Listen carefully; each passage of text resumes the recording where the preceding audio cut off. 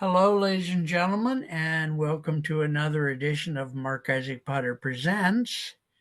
Today we're visiting with the marvelous and I've heard stupendous Rob Ralston, who is a very wonderful man and is in this special needs community as a caregiver. Rob, welcome to the show. It's good to see you. Greetings. You were telling me about your son Josh and that he's at the house and you're at the plumbing shop. Yeah. I've got the blessings of the family business, and Okay. so my dad had this building. He bought this building, and it's big enough for me and my three sons. My dad went to heaven in '92, so it's a great way to. I've got all my projects here. It's a giant building, and my brothers helped me build a couple of bathrooms up here. I got a full bath and a half bath and so he plays in the shower. He loves water. So Oh, he's 23 and nonverbal. And yeah. so what we're with autism, so what I'm doing is that he loves to come here and he'll play in the shower, and he loves to his thing. A lot of these kids have interesting habits, and he loves since he was 3 when the autism came on that he's carried a toy in his hand. Oh. And the latest thing is he likes to throw them, and he wants me to go get them. And so it's good exercise, and sometimes I balance like he wants to throw his toys over the fence into the neighbor's yard. Well, I had to turn the lock Yeah. around on the house so he can't get out to do that. And Yeah. and so on the other hand, it's good exercise running up and down the steps, and it's what he wants to do. So Yeah. we've had ABA therapy, applied behavioral analysis, and I really like it that it's in the autism community. I love the higher functioning kids can get mad about a lot of stuff, and that's a good problem to have. I wish my Yeah. son was higher functioning enough to get all mad about that. That I think that it's a good first step in the olden days where the kids are all their senses are on at one time, and they can't look at people because there's too much going on at their face, and so they look down, and they can't filter out stuff. So Yeah. what they like is routine. Well, the Pavlov's law, if you ring the bell, the dog salivates. So then they've got, and the autistic kids took to this. Well, we like routine, and so the first ABA people said, well, they're not in there. We're just going to train them. They're and to and it's really what they like is routine because they can trust it and it feels safe. Yeah. They're in there. They're not black and white thinkers.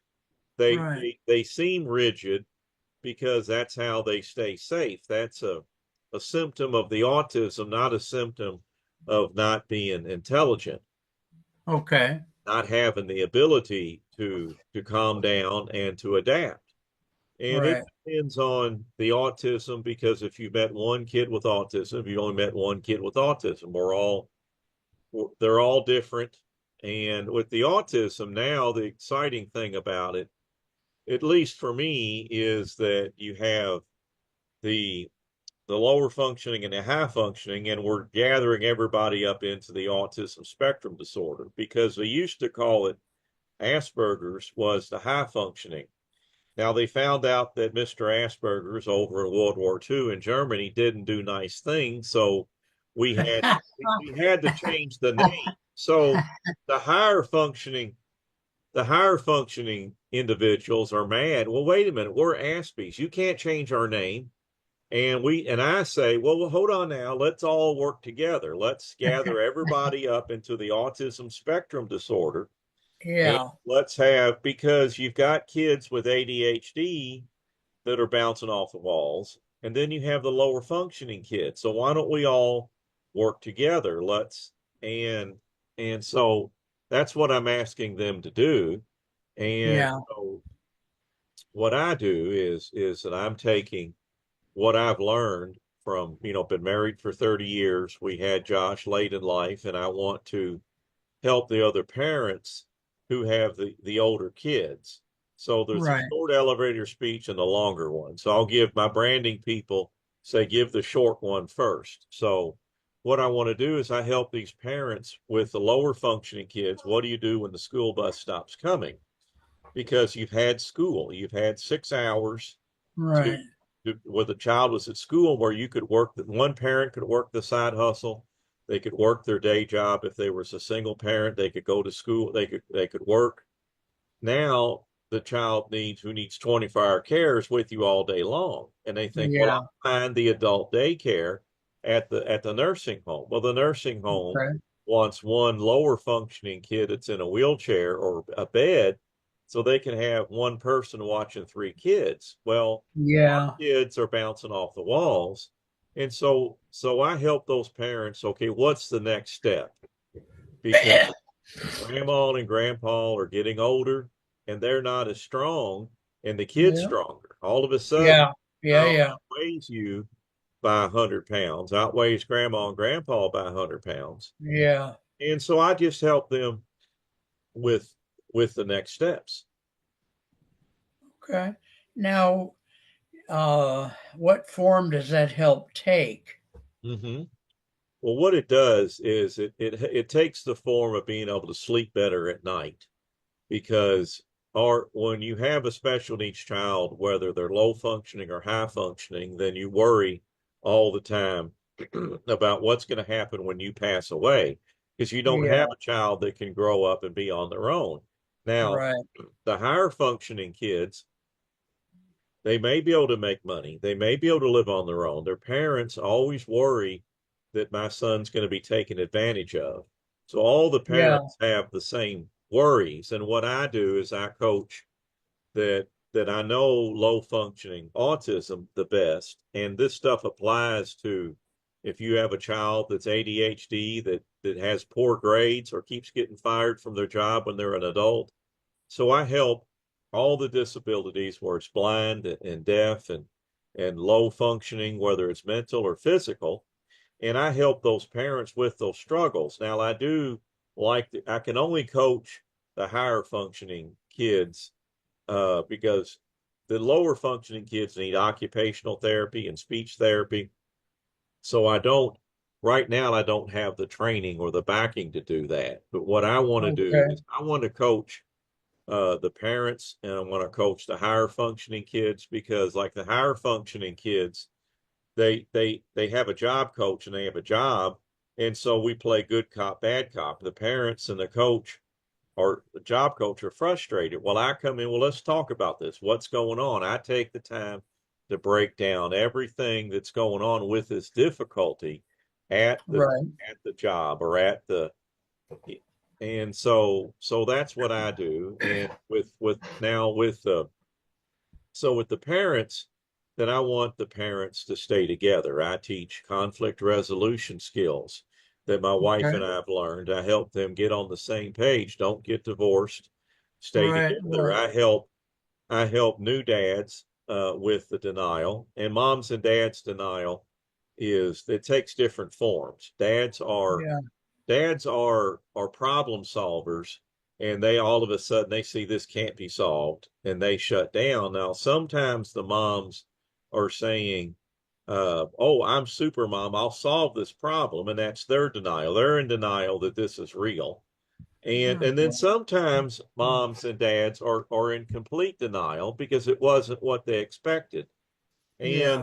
then if they have other kids, well, I mean, with then I help with the siblings, because siblings are a great thing to have, because when they grow up, they can take care of the child. Now, what mom and dad have to balance out is that the siblings feel left out when they're young kids, and when they're adults, Right. then they feel like I can't go work out of town. I've got to stay close by to help mom and dad, and this is going to be my life. So Yeah. Yeah. so it's I coach the children, the siblings, and as children and as adults, and Okay. so the parents, they have all this stuff incoming. They have their own fears, their own limitations. So how I help is that I give them a safe place to sit down and talk about this. And what a Okay. lot of parents don't really understand about coaching is they don't know what they're missing. Is that they think, well, I need OT and I need speech for my lower functioning child, or Mm. how would this help? And when they get somebody, a parent that I've experienced all these things, I've heard all these things, I'm where you're at, even if my child is not on the same level or different problems, then what I do is that I don't consult or mentor or give advice. And what that's kind of strange is that you, from the outside looking in, you think a therapist is supposed to do that, to mentor and to give advice. Yeah, They're yeah, not supposed to. The ones that are, they tell us in coaching school and therapy school, we're supposed to sit on our hands and listen because the answers are inside of our clients. We can lead them right, with right, right. motivational Yeah, interviewing. We can say, well, what would happen if you took the kids and you put them in the car and you drove half the night and you woke up at the swim park? And so we don't say you need a vacation. That we plant that seed. So the a therapist that the power goes to their head, or they've got all these debts that they're trying to pay to be in school, and yeah. sometimes they don't understand that, or they don't Mm, believe in that. So, well, I mm. make money helping, giving advice. So Yeah, what happens with the average public is they don't understand, well, what are coaches do? Well, what do therapists do? Therapists help you with the past, and coaches help you with the future. So when I'm mm, coaching somebody and yeah, I teach them these conflict resolution skills and stuff keeps coming up from their past, I say, well, go to your therapist and work it out. And then come right, back to me and get some homework and we'll work on that. right, right. And so Okay.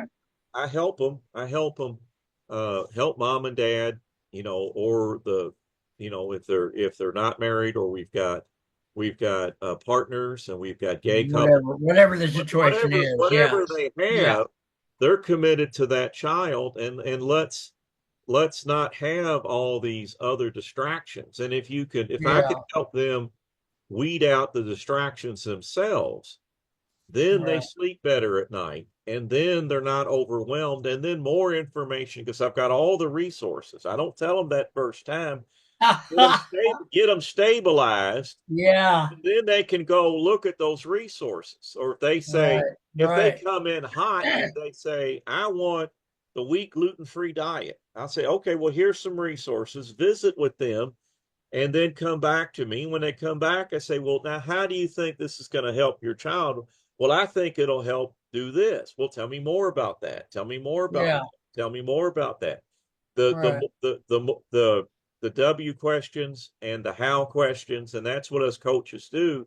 And the more the parents talk, then they pick up little things because I'm not an expert on any of these therapies. I'm an expert on sitting on my hands and trying to get the parent to figure out, okay, What, what are what, your what, I asked, what are your pain points? Well, it's potty training, it's yeah. outbursts, speech. Yeah. Okay, well, let's talk about if that was solved, how would it help?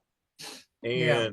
And I can recommend Michelle B. Rogers. She works on those three things. She's put up your butt New Jersey therapist. Well, that Hmm. may work for one person, but if you want a soft spoken handheld person that has more training than me, I'll send the moms out to Michelle B. Rogers in Hmm. California. And that's Okay. and so it's that's what I do. It's an amazing thing. I just can't help but admire you a lot because Mm-hmm. there's just so much there, and it's for most people it's just completely unknown territory, Yeah.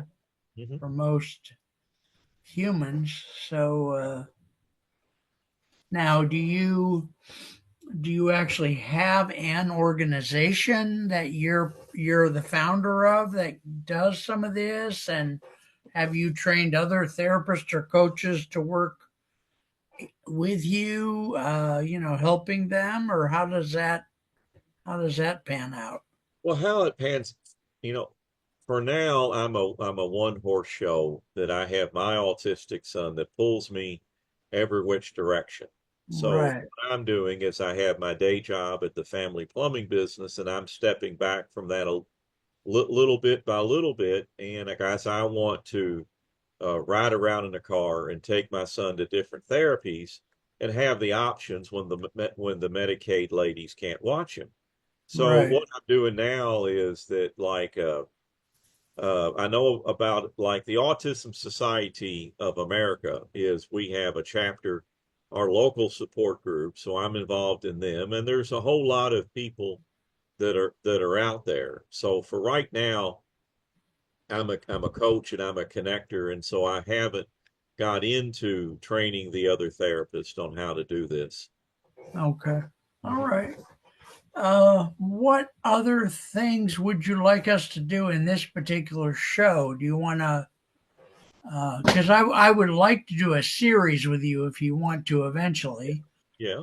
Do you want to, at some point, do you want to back up the truck and give us a couple, in a weeks or months, a Hmm. couple of shows on the introduction to these various things and how they fit together? Because I Yes, don't, I I would. don't think the public. I mean, I certainly don't, and there's a lot I want to tell you, but I don't want to inundate either one of us. But there's all these things, ADHD and this and that, and how they fit together, and what the spectrum looks like, and Right. all that. We could do that someday. What else do you want to? What do you want to do today? I don't want to just. Yeah. Well, what I What would want to you do like to do? today is that the people watching this that are curious about autism, that it's that it's on the rise because of um, lot of different things. I believe that it's on what I want parents to know. Well, it's a lot of people. Like I spoke to parents. So what I want the general public to know is when you see a child with autism, when you see somebody that's acting strange or could be on the spectrum, uh, say a prayer and bless them and send them positive energy and try to help. Give mom and dad a smile that you understand, and if you see it, so the parents can get are going to feel that because they're under a lot of Yeah. stress. They're Well, under they probably feel a little ostracized They too. they do, and what I want and what's good about this is that everybody that I take when I take my son out into the community, everybody immediately picks up that he's different. I don't have any problems because they all say, okay, oh, I have a family member or a cousin, or I knew this, or I knew that, or I used to work Right, with this right, right. person.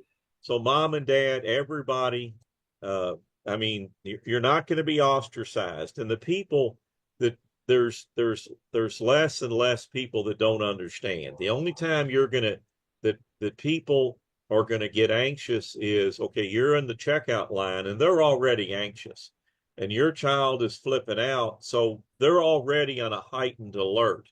So Yeah. so what I recommend to those parents is go to the same store that you go to all the time because the managers will know if your child runs off from you, they'll say, grab him. You can yell, grab him, and they will. And Okay. so the only Good. problem Wonderful advice. Thank Right. The you. only That's good. problems, mom and dad and grandma and grandpa, the only problems you're going to have is in lines when people are already anxious. So don't let that bother you. And what you have to look at, is it worth it to try to take him to the store? With my son, right now, it's not because he's so Okay. strong. He'll run off for me. I have to bear hug him. He's, Right. and so you have elopement issues. So I'd like to talk, I would, talk to the general public about well, how to support us.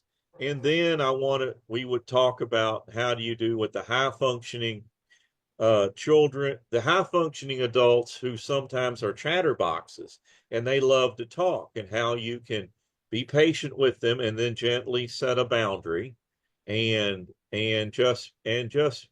so there's things, there's all sorts of things with the adults, and then you have Down syndrome, and you have cerebral palsy, you have special needs like the wheelchair people. They're very independent. You want to help and grab their wheelchair, do not do that.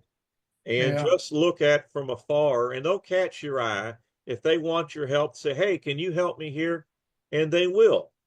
Yeah. Or you can just stand back. Like if you notice a family, they've got a whole bunch of, they got a special needs child and they got a group of kids, well, just hang back a little bit, help watch mom as she gets everything in the car, and just hang in your car a minute in case Right. one of them runs off, but stand Okay. back far Yeah. enough so you don't spook mom.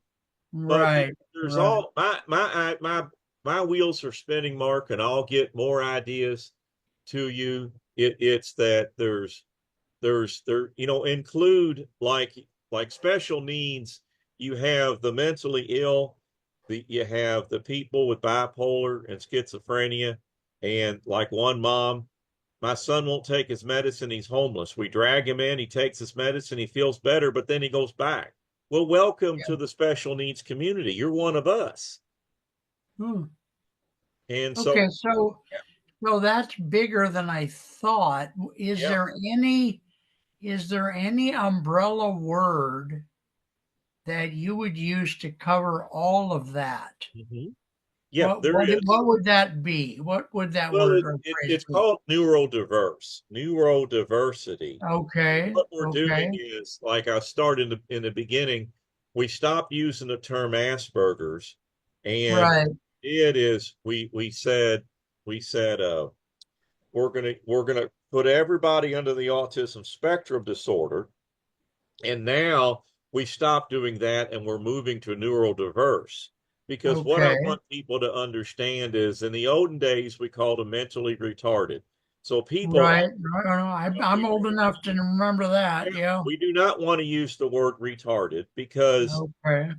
and we want to use the word, and because that's a very triggering word, and we want to be ready to bless the higher functioning ones that are triggered, and that's a Okay. good problem to have.